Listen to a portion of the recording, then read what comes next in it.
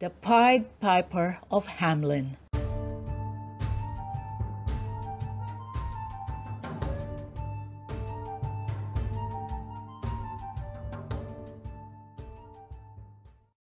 Once upon a time, on the banks of a great river in the north of Germany, lay a town called Hamelin. The citizens of Hamelin were honest folk who lived contentedly in their gray stone houses. The years went by and the town grew very rich. Then one day, an extraordinary thing happened to disturb the peace. Hamelin had always had rats, and a lot too. But they had never been a danger, for the cats had always solved the rat problem in the usual way, by killing them. All at once, however, the rats began to multiply. In the end, a black sea of rats swarmed over the whole town. First, they attacked the barns and storehouses. Then, for lack of anything better, they gnawed the wood, cloth, or anything at all. The one thing they didn't eat was metal. The terrified citizens flocked to plead with the town councillors to free them from the plague of rats.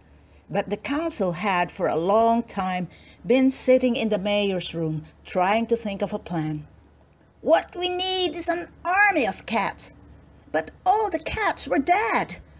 "We'll put down poisoned food then." But most of the food was already gone, and even poison did not stop the rats. "It just can't be done without help," said the mayor sadly. Just then, while the citizens milled around outside, there was a loud knock at the door. "Who can that be?" The city fathers wondered uneasily, mindful of the angry crowds. They gingerly opened the door, and to their surprise, there stood a tall, thin man dressed in brightly colored clothes, with a long feather in his hat, and waving a gold pipe at them. "I've freed other towns of beetles and bats," the stranger announced, "and for 1,000 florins I'll rid you of your rats." "1,000 florins!" exclaimed the mayor. "We'll give you 50,000 if you succeed." At once the stranger hurried away, saying, "It's late now, but at dawn tomorrow there won't be a rat left in Hamelin." The sun was still below the horizon when the sound of a pipe wafted through the streets of Hamelin.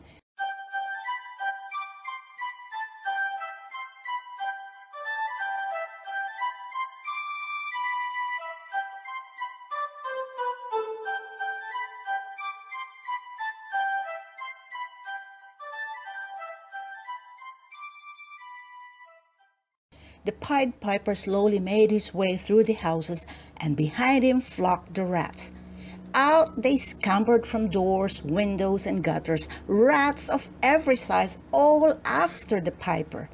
And as he played, the stranger marched down to the river and straight into the water up to his middle. Behind him swarmed the rats, and everyone was drowned and swept away by the current. By the time the sun was high in the sky, there was not a single rat in the town. There was even greater delight at the town hall until the piper tried to claim his payment.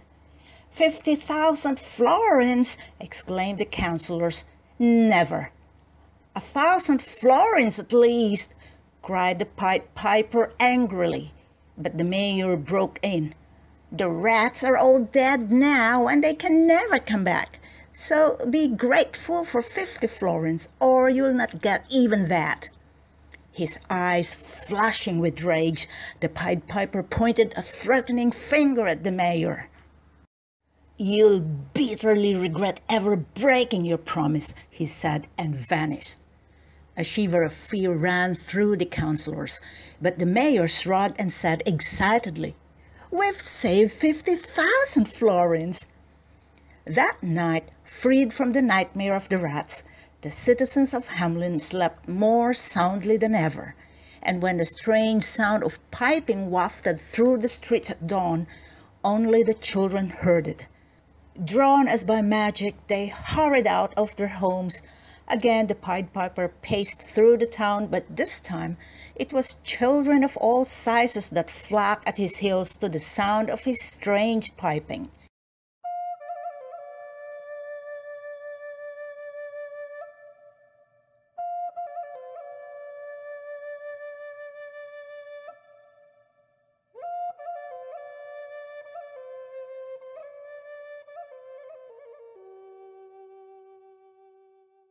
The long procession soon left the town and made its way through the wood and across the forest till it reached the foot of a huge mountain. When the piper came to the dark rock, he played his pipe even louder still, and a great door creaked open.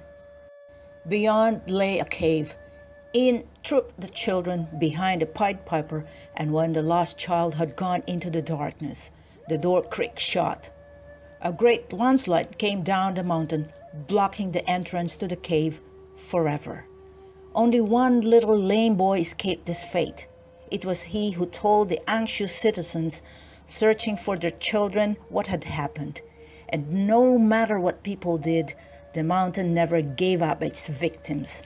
Many years were to pass before the merry voices of other children would ring through the streets of Hamelin, but the memory of the harsh lesson lingered in everyone's heart and was passed down from father to son through the centuries.